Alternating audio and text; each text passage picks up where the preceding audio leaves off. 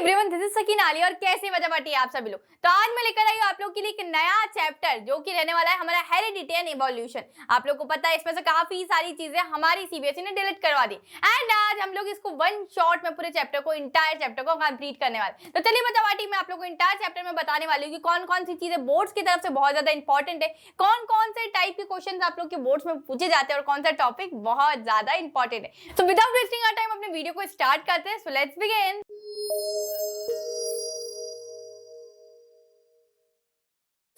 Heredity and evolution. सबसे पहले हम टर्मिनोलॉजी पे ही चलते हैं कि what do you mean by heredity. Heredity से आखिरकार आप लोग क्या समझते हैं? हम लोगों ने डेली रूटीन में या फिर बहुत सी बार ये सुना होगा ना कि अच्छा यार ये चीजें हमारी हेरिडिटी में है, ठीक है। जैसे अगर मुझे कोल्ड एंड कफ बहुत ज्यादा होता है तो ये मेरी हेरिडिटी में, क्योंकि मेरी मम्मा को कोल्ड एंड कफ काफी ज्यादा होता है तो ये चीज मुझे हेरिडिटी से ट्रांसमिट हुई है, ठीक है। या आप लोग बोलते हैं ना कि यार ये इसके पापा जैसी दिखती है, ये इसकी मम्मा जैसी दिखती है, इसकी हेयर्स इसकी मम्मा जैसे, इसकी आईज डिट्टो कॉपी इसके पापा जैसी है। एंड बहुत सी बार तो हम ऐसे भी सेंटेंस सुनते हैं कि you are xerox copy of your mamma और आइदर पापा, ठीक है। तो ये किस वजह से होता है? ये जस्ट बिकॉज ऑफ हेरिडिटी। तो हेरिडिटी बचावटी होता क्या है कि ट्रांसमिशन ऑफ कैरेक्टर्स और traits from one generation to next generation through heredity, ठीक है। हमारे ट्रेड्स या फिर कैरेक्टर्स ट्रांसमिट होते हैं एक जनरेशन से नेक्स्ट जनरेशन की तरफ। जैसे अगर मान लेते हैं कि मैं मेरे पापा जैसे दिखती हूँ, ठीक है, वैसे भी मैं मेरे पापा जैसे ही दिखती हूँ, ठीक है। सो मैं मेरे पापा जैसे दिखती हूँ तो ये मेरे जो कैरेक्टर्स या ट्रेड्स है, ठीक है, जैसे मेरे फीचर्स जो मेरी आईज है, नोज है, लिप्स है, हेयर्स है, ये सारी चीजें मेरी अप्रॉक्स मतलब पापा जैसी है, ठीक है। तो ये कैरेक्टर्स मुझे किससे इनहेरिट हुए? ये कैरेक्टर्स मुझे मिले हैं मेरे पापा के थ्रू, ठीक है। अब कैरेक्टर्स और ट्रेड्स का मैं आप लोग को मतलब समझा देती हूँ।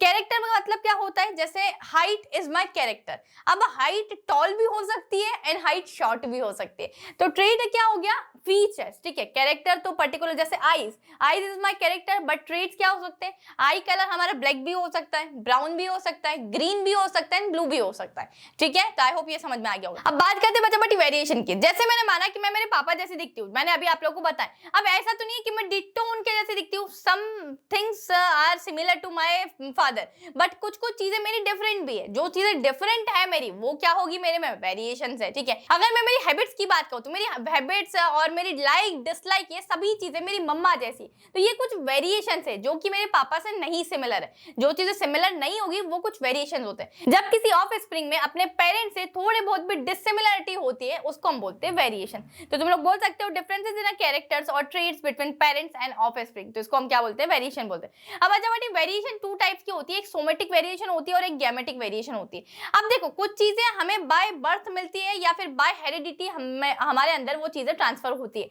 बट कुछ चीजें हम खुद एक्वायर करते हैं। जैसे मान लेते हैं, मैंने क्या बोला, ये जो हमारे कैरेक्टर्स है like my hair, my height, my eyes, my nose, my lips, ये सभी क्या हो सकते हैं? हमारे पेरेंट्स से हमारे अंदर बिल्कुल इनहेरिट हो सकते हैं, बट कुछ चीजें जो मैं खुद एक्वायर करूंगी। जैसे अगर मान लेते हैं मुझे स्विमिंग करना बड़ा अच्छा लगता है, तो जरूरी नहीं है कि मेरे पेरेंट्स को स्विमिंग आती होगी तभी जाके मुझे स्विमिंग आई।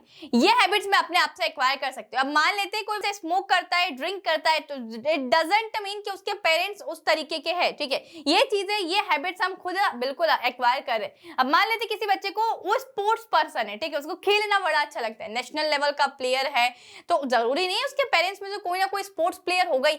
ये हैबिट्स उसने एक्वायर करी है। तो जो चीजें हमें हेरिडिटी से मिलती है, बाय बर्थ मिलती है, तो वो होते हैं गेमेटिक या फिर इनहेरिट ट्रेट्स, या फिर जो चीजें हम खुद एक्वायर करते हैं। जैसे स्विमिंग मुझे पसंद है तो स्विमिंग करना मतलब ये मैंने खुद से सीखा है क्योंकि मुझे पसंद है। अगर खेलना पसंद है, स्पोर्ट्समैन है कोई, ठीक है, तो ये सारी चीजें जो कैरेक्टर्स हम एक्वायर करते हैं उसको बोलते हैं हम सोमेटिक। आई होप ये समझ में आ गया होगा। अब वेरिएशन बच्चा बेटी दोनों में अलग अलग होते हैं। अगर मैं बात करूं, आप लोग को पता है कितने टाइप के रिप्रोडक्शन होते हैं, तो there are two type of reproduction. सबसे पहला होता है मेरे पास sexual reproduction and the other one is asexual reproduction. Asexual reproduction में हमारे सिंगल पेरेंट इन्वॉल्व होते हैं, but in the sexual reproduction there are two parents, ठीक है। अगर बात करते हैं इनके वेरिएशंस की, तो इनमें कितने वेरिएशंस होंगे बताओ? एसेक्सुअल में ज्यादा वेरिएशन होंगे या फिर सेक्सुअल में ज्यादा वेरिएशंस होंगे? अगर आप लोग खुद ही दिमाग लगाते हो बच्चा बाटी तो तुम्हें आंसर मिल जाएगा कि सेक्सुअल में ज्यादा वेरिएशंस होंगे, because one two parents are involve. अगर जहां कहीं भी दो पेरेंट्स का इन्वॉल्वमेंट होता है तो कुछ कैरेक्टर्स हमारे पेरेंट के आएंगे, ए के आएंगे और कुछ के बी के आएंगे। तो अब बताओ इसमें वेरिएशन ज्यादा होंगे, और जहां सिंगल पेरेंट होंगे तो पर्टिकुलर ऑफ स्प्रिंग के अंदर इस पर्टिकुलर पेरेंट के सभी कैरेक्टर्स इनहेरिट हो रहे होंगे। तो यहाँ कोई चांस नहीं है कि आपका कैरेक्टर नहीं आके किसी दूसरे का कैरेक्टर आ जाए, बिकॉज यहाँ सिर्फ और सिर्फ सिंगल पेरेंट इन्वॉल्व है। तो चलिए यही कुछ लिखा हुआ है वेरिएशन इन एसेक्सुअल रिप्रोडक्शन। तो वेरिएशंस आर फ्यूअर। तो फ्यूअर का मतलब क्या है बच्चा, कि कुछ ही वेरिएशंस होंगे, otherwise all things are same. साथ ही साथ occurs due to small inaccuracies in DNA copying या म्यूटेशन। अब ये जो छोटे मोटे वेरिएशंस होंगे भी ना, ये किस वजह से हो रहे हैं कि जो हमारे डीएनए कॉपी करने में कुछ ना कुछ गलती आ जाए, म्यूटेशन आ जाए, तब हो सकता है। अदरवाइज जितने भी कैरेक्टर्स ट्रेड्स हैं हमारे सभी सेम होंगे एसेक्सुअल रिप्रोडक्शन के अंदर। अब मैं बात करूं सेक्सुअल रिप्रोडक्शन की, तो सेक्सुअल रिप्रोडक्शन में बहुत सारे वेरिएशंस होंगे, क्योंकि यहाँ दो पेरेंट का इन्वॉल्वमेंट है। तो कुछ कैरेक्टर्स इसके आएंगे, कुछ इसके आएंगे, ठीक है। तो कितने सारे वेरिएशंस हो सकते हैं ना, बहुत सारे वेरिएशंस पॉसिबिलिटी है। Occurred due to crossing over separation of chromosomes mutation. तो यहाँ बहुत सारे हो सकते हैं, क्योंकि दोनों के क्रोमोसोम्स मिलेंगे, है ना, और बहुत सारा म्यूटेशन यहाँ पॉसिबल है। तो बात करते बच्चा बाटी अब हम लोग मेंडल की। तो मेंडल को बोला जाता है father of genetics. Father of genetics क्यों बोला जाता है, क्योंकि जीन्स की जो बिल्कुल डिस्कवरी करी थी वो हमारे मेंडल नहीं करी थी। मेंडल ने सभी चीजों की डिस्कवरी करी है, जैसे जीन्स, म्यूटेशंस, हमारे किस किस टाइप से वेरिएशंस आते हैं, ये सभी चीजें उन्होंने डिस्कवर की थी। पर ये डिस्कवरी क्या उन्होंने ह्यूमन बीइंग्स के ऊपर गई थी, तो नहीं। मेंडल ने अपने एक्सपेरिमेंट को बिल्कुल ट्राई किया था पी प्लांट के ऊपर। अब एक पहला सवाल ये आता है कि ये पी प्लांट पे ही क्यों एक्सपेरिमेंट किया गया था। पहली भी बात कि पी प्लांट का लाइफ साइकिल बहुत ज्यादा छोटा होता है, तो उसको ऑब्जर्व करना हमारे लिए बहुत सही होता है कि अगर उसका लाइफ साइकिल इतना छोटा है तो हम लोग बहुत अच्छे तरीके से उसको ऑब्जर्व कर सकते हैं। मान लो कोई एक ऐसी स्पीशीज ले ली कि जिसका लाइफ साइकिल बहुत बड़ा है, जैसे अगर ह्यूमन बीइंग्स की बात करूं तो हमारा लाइफ साइकिल अराउंड 60 से 70 इयर्स तक का हमारा लाइफ साइकिल होता है। तो अब यार तुम किसी भी एक पर्टिकुलर चीज को ऑब्जर्व करने के लिए 70 इयर्स तो नहीं वेस्ट करोगे ना, पता चला उससे पहले हम ही नहीं पड़ गए तो, है ना। तो यार इसीलिए मेंडल ने पी प्लांट पकड़ी, और पी प्लांट में हमें वेरिएशंस भी काफी सारी दिखाई दे रही थी। जैसे अगर मैं बात करूं तो मेरे पास काफी सारे ट्रेट्स दिखाई दे रहे थे। कैसे कैसे ट्रेट्स, देखो जैसे हमारे पास था shape of seed, colour of seed, colour of ports, shape of ports, plant height, position of flowers और फ्लावर कलर। तो इस तरीके से बहुत सारे हमारे पास ट्रेट्स दिखाई देते हैं। उसमें आप लोगों को पता है एक होता है डोमिनेंट ट्रेट और एक होता है रेसेसिव ट्रेट। अब ये डोमिनेंट और रेसेसिव क्या होता है मैं आगे बताती हूँ आप लोगों को। जैसे मेरे पास अगर शेप ऑफ सीड की बात करूँ तो दो टाइप की, एक होता है राउंड और दूसरा रिंकल। अगर कलर ऑफ सीड की बात करूँ तो आप लोगों ने देखी है ना, आजकल तो मटर के दाने आ ही रहे हैं हमारे सर्दियों के सीजन में। कुछ कुछ हमारे ग्रीन कलर के होते हैं और कुछ हमारे येलो कलर के होते हैं। कलर ऑफ पॉट्स की बात करें तो कुछ ग्रीन कलर का होता है और कुछ येलो कलर का। शेप ऑफ पॉट्स की बात करें तो कुछ बिल्कुल फुल होती है और कुछ कुछ बहुत ज्यादा फ्लैट होती है, ठीक है। प्लांट हाइट तो कुछ टॉल होती है, कुछ शॉर्ट होती है। पोजीशन ऑफ फ्लावर्स तो कुछ लीफ पर होते हैं और कुछ टिप्स ऑफ द ब्रांच, ठीक है। साथ ही साथ फ्लावर कलर की बात करो तो कुछ पर्पल कलर के होते हैं, कुछ होते हैं हमारे व्हाइट कलर के। तो ये आप लोग को समझ में आ गया कि उसमें कितने ट्रेड्स थे और अलग अलग उसमें कौन सा डोमिनेंट है और कौन सा रेसेसिव है। अब बचा बारी डोमिनेंट और रेसेसिव, ये कैसे डिसाइड होता है। जैसे आप लोग मान लीजिए जब हमारा रिप्रोडक्शन हो रहा होता है तो एक डोमिनेंट होता है हमारे पास जीन और एक रेसेसिव जीन होता है। देखो प्रेजेंट तो दोनों जीन्स होंगे, ठीक है। जैसे आप लोग को पता है हमारे अंदर जो भी कोई पर्टिकुलर कैरेक्टर है वो हमारे जीन्स की वजह से ही रिस्पॉन्सिबल होता है, ठीक है, जस्ट बिकॉज ऑफ जीन्स। अब दोनों जीन्स प्रेजेंट होते हैं, ठीक है। अगर मान लेते हैं यहाँ हमारे पास दो पेरेंट इन्वॉल्व है तो इनका भी जीन इन्वॉल्व है और इसका भी जीन इन्वॉल्व है। अब वी डोंट नो कि ऑफ स्प्रिंग में कौन से का जीन आता है और कौन सा ट्रेट्स उसमें इन्वॉल्व होता है। अब रिप्रोडक्शन के टाइम पर एक कैरेक्टर डोमिनेंट परफॉर्म करता है और एक रेसेसिव परफॉर्म करता है। सो ये प्रेडिक्ट करना बड़ा मुश्किल होता है, बट मेंडल ने सारी चीजें प्रेडिक्ट करी थी कि कौन सा डोमिनेंट है और कौन सा रेसेसिव है। अब प्रेजेंट तो दोनों होते हैं, ठीक है, बट जब हम लोग का क्रॉसिंग ओवर होता है तब एक डोमिनेंट होता है और एक रेसेसिव होता है। जैसे मेंडल ने ये सारी चीजें बताई थी कि अगर शेप ऑफ सीड में देखा जाए तो राउंड डोमिनेंट है एंड रिंकल वाला हमारा रेसेसिव ट्रेट है। कलर ऑफ सीड्स की बात करो तो येलो हमारा डोमिनेंट है, ग्रीन मेरा रेसेसिव है। इसी तरीके से बच्चा बाटी हमारे पास यहाँ होमोजाइगोस डोमिनेंट, हेटेरोजाइगोस और होमोजाइगोस रेसेसिव दिखाई दे रहा है। अब मेरे पास क्या है बच्चा पार्टी, एक रेड कलर का ए है और एक रेड कलर का कैपिटल, दोनों रेड कलर के कैपिटल है। मान लेते हैं कि अगर मेरे पास कोई दो ऐसे पेरेंट है कि जिसमें फादर की भी हाइट काफी ज्यादा टॉल है एंड मदर की भी हाइट टॉल है, तो बताओ ऑफ स्प्रिंग की हाइट कैसी होगी। सोचो, तुम लोग बोलोगे कि दीदी 99% केस में ऑफ स्प्रिंग की हाइट भी बिल्कुल टॉल ही होगी। 1% अगर डीएनए म्यूटेशन कुछ हो गया, डीएनए में कुछ गड़बड़ी हो गई तो नहीं बता सकते हम, बाकी तो टॉल ही होगी। तो जब दोनों की हाइट टॉल है दोनों पेरेंट्स की, तो उस कंडीशन को हम क्या बोलते हैं, होमोजाइगोस डोमिनेंट, मतलब दोनों ही डोमिनेंट है। अगर एक पर्टिकुलर इंसान की हाइट टॉल है और एक ड्वार्फ है, छोटी हाइट का एक कोई पर्सन है, और उनके बीच में अगर क्रॉसिंग ओवर होता है तो बहुत ज्यादा पॉसिबिलिटी है कि डोमिनेंट वाली हाइट ही आएगी, मतलब जो टॉल है उसी की हाइट आएगी, बहुत ज्यादा पॉसिबिलिटी होती है। अब मान लेते कोई एक ऐसा केस है, ठीक है, कि एक की हाइट टॉल है और दूसरे की हाइट ड्वार्फ है, तो ऑफस्प्रिंग में किस टाइप से हाइट होगी तो वो हमारे लिए प्रेडिक्ट करना मुश्किल होता है। बट हाँ, जब ये देखो एक की हाइट टॉल है एक की ड्वार्फ है, तो इस तरीके की कॉम्बिनेशन को हम क्या बोलेंगे, हेट्रोजाइगोस हम इसको बोलते हैं। ठीक है बच्चा बाटी। तीसरी कंडीशन लेते हैं कि जब दोनों ही पेरेंट की हाइट हमारी ड्वार्फ होगी, तो उस टाइम पर हम लोग क्या बोलेंगे,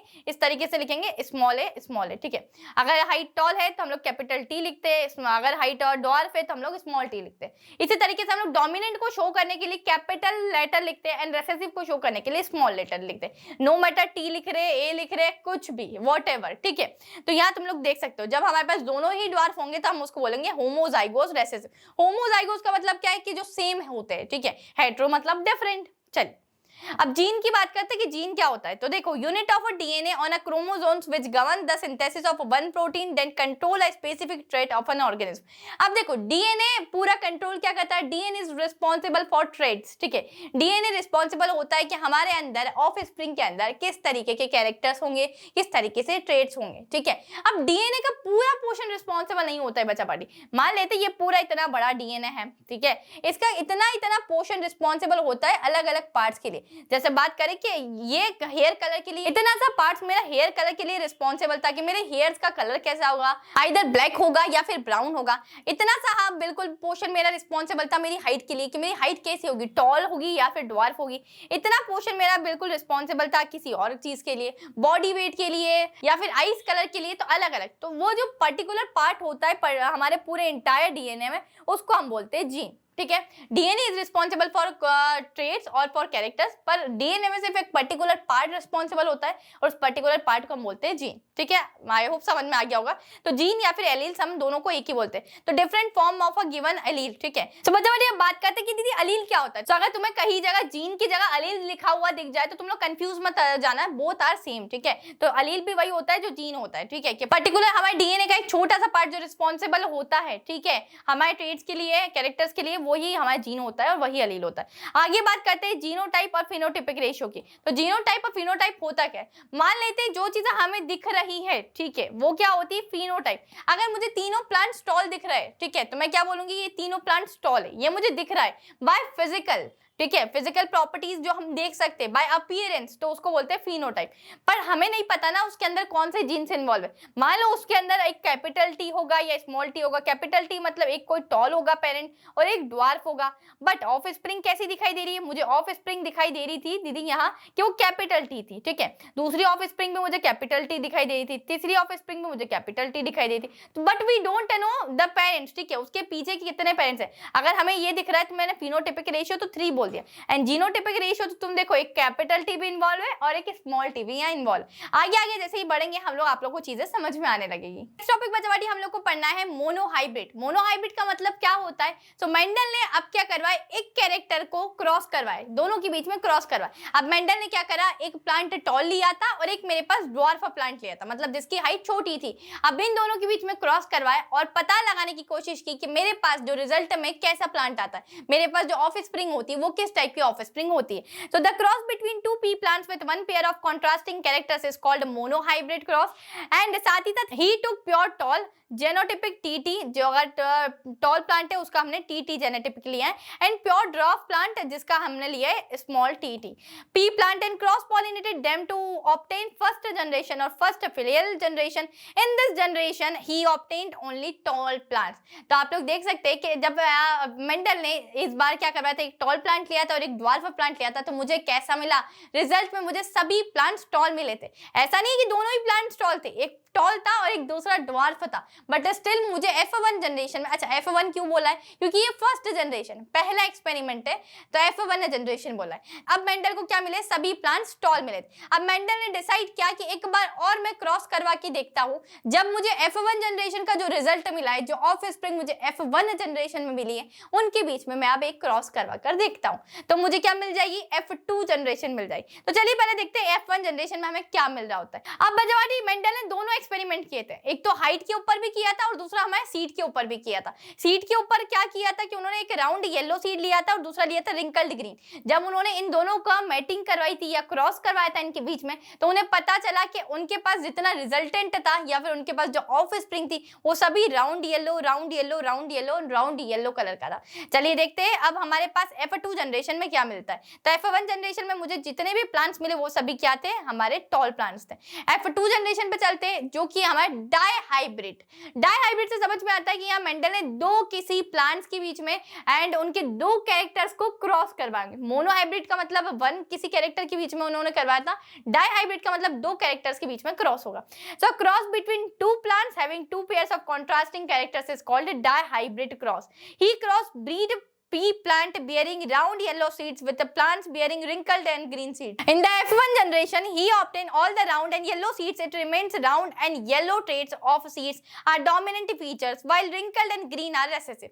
अब उन्होंने क्या करा, जो हमारे पास F1 जनरेशन का जो भी रिजल्ट मिला था उसको ही यूज किया F2 जनरेशन के लिए। अब हमारे पास F1 जनरेशन में अगर मैं प्लांट्स की बात करूं बच्चा बाटी, तो मुझे प्लांट्स में कैसे मिले थे, दोनों टॉल मिले थे। तो हमने क्या करा, दोनों टॉल प्लांट के बीच में क्रॉस करवाया, दोनों के बीच में मेटिंग करवाई। अब हमें पता लगेगा कि क्या अभी भी हमें सभी प्लांट्स टॉल मिलेंगे F2 जनरेशन में। जब हमने ये क्रॉस करवाए तब हमें पता चला कि F2 जनरेशन में मेरे पास सारे प्लांट्स टॉल नहीं मिले। इसका मतलब क्या है, किस तरीके के प्लांट्स मुझे मिले थे, तो मुझे 3 प्लांट टॉल मिले थे बट एक प्लांट मेरा कैसा था, ड्वार्फ प्लांट था। इसका मतलब आप देख सकते हो कि हमें F2 जनरेशन में कुछ और रिजल्ट मिला था। तो यहाँ से हम लोग बिल्कुल क्लियरली बोल सकते हैं कि मेरा जीनोटिपिक और फिनोटिपिक रेशियो क्या हो सकता है। तो जीनोटिपिक रेशियो आप लोग देख सकते हो कि आप लोग को 3 प्लांट टॉल दिख रहे हैं और एक प्लांट आप लोग को शॉर्ट दिख रहा है। तो यहाँ से आप लोग को जीनोटिपिक और फिनोटिपिक रेशियो भी बजाबटी समझ में आने लग जाएगा। फिनोटिपिक रेशियो मतलब अपीयरेंस के थ्रू हम लोग किसी को भी बता सकते हैं कि ये इसका क्या रेशियो कैसे दिख रहा है। तुम लोग को कितने प्लांट टॉल दिख रहे हैं, तो 3 प्लांट दीदी हमें टॉल दिख रहे हैं बट एक प्लांट दीदी हमें शॉर्ट दिख रहा है, तो ये मेरा फिनोटिपिक रेशियो हो गया। बट जीनोटिपिक रेशियो मैंने क्या बोला था, ये जनरली हमारे जीन्स पर डिपेंड होता है। और जीन्स की बात करूं तो आप लोग मुझे बताओ कैपिटल टी कितने हैं, यहाँ ओनली 1 दीदी। अब दो दिख रहे हैं मुझे, एक कैपिटल टी है एक स्मॉल टी है, तो इसका रेशियो क्या हो जाएगा 2, ठीक है। एंड देन अगर मैं बात करूं कि मुझे स्मॉल टी कितने दिख रहे हैं, तो वो 1। तो मेरा फिनोटिपिक रेशियो अलग है और ये मेरा क्या हो गया, जीनोटिपिक रेशियो हो गया। तो जीनोटाइप रेशियो हमारे जीन्स पर डिपेंड करता है, जो हमने कैपिटल टी स्मॉल टी से देखकर बताया। और फिनोटिपिक रेशियो हमने देखा कि 3 प्लांट्स टॉल है तो और एक प्लांट मेरा ड्वार्फ है, तो 3:1 मेरा फिनोटिपिक रेशियो होगा। साथ ही साथ ये F2 जनरेशन का आप लोगों के लिए पूरा प्लांट्स वाला भी बना दिया है कि अगर राउंड येलो सीड था तो F2 जनरेशन में हमारे पास क्या होगा। तो F2 जनरेशन में बच्चा पार्टी हमारे पास कुछ इस तरीके से आएंगे। 9/16 हमारे पास राउंड येलो आए थे, 3/16 मेरे पास ग्रीन राउंड आए थे, 3/16 मेरे पास येलो रिंकल्ड आए थे और 1/16 मुझे ग्रीन रिंकल दिखे। तो मुझे बहुत सारे अलग अलग कैरेक्टर्स देखने को मिले इन द F2 जनरेशन। तो आप लोग देख सकते हैं कि हमारे जो रिजल्ट्स थे ऑफ स्प्रिंग थे वो सेम नहीं थे as it is in the F1 generation.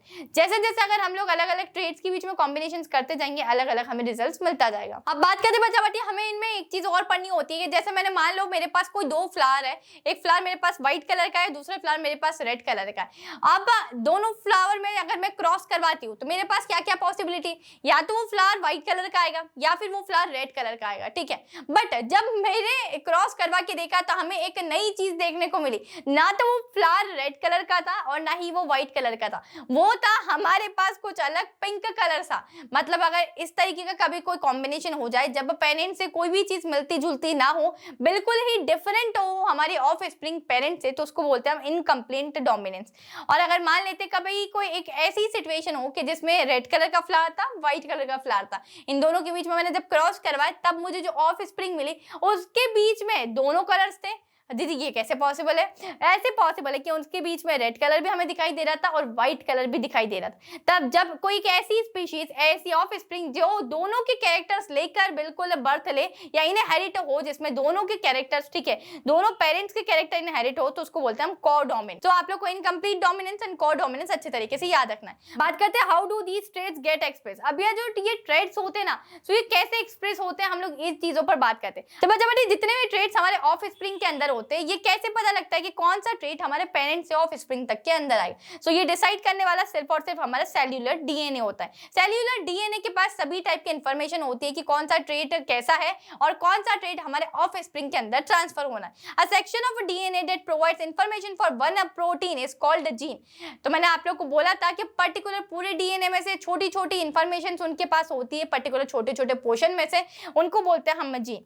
Plant height can दस depends on the amount of particular plant hormone. अगर मैं प्लांट हाइट की बात करूं बच्चा बाटी, तो ये पर्टिकुलर मेरे प्लांट के हार्मोन पर डिपेंड करता है कि प्लांट का हार्मोन कैसा है। अगर प्लांट का हार्मोन बहुत अच्छे मतलब अमाउंट में रिलीज हुआ है तो उसकी हाइट टॉल होगी, और मान लेते हैं अगर प्लांट हार्मोन हमारे कम अमाउंट में रिलीज हुआ है तो उस पर्टिकुलर स्पीशीज की हाइट ड्वार्फ होगी। तो पर्टिकुलर चीजें डिपेंड होती है हमारी हार्मोन्स पर कि वो हार्मोन कितने पर्टिकुलर अमाउंट में रिलीज हो रहा है या वो प्रोसेस कितनी इफिशियंसी से हो रही है। तो आई होप ये चीजें क्लियर हो गई होगी। अगर हम हमारी हाइट की बात करें तो ये भी हमारे हार्मोन्स पर डिपेंड करती है। साथ ही साथ cellular DNA for synthesis of a protein works efficiently, more hormone produce तो tallness of a height, therefore genes control characters और ट्रेट्स। मैंने क्या बोला, अगर ज्यादा हार्मोन प्रोड्यूस होगा तो हाइट टॉल होगी, और हार्मोन्स का अगर अमाउंट कम हुआ होगा तो हमारी हाइट कैसी होगी, ड्वार्फ होगी।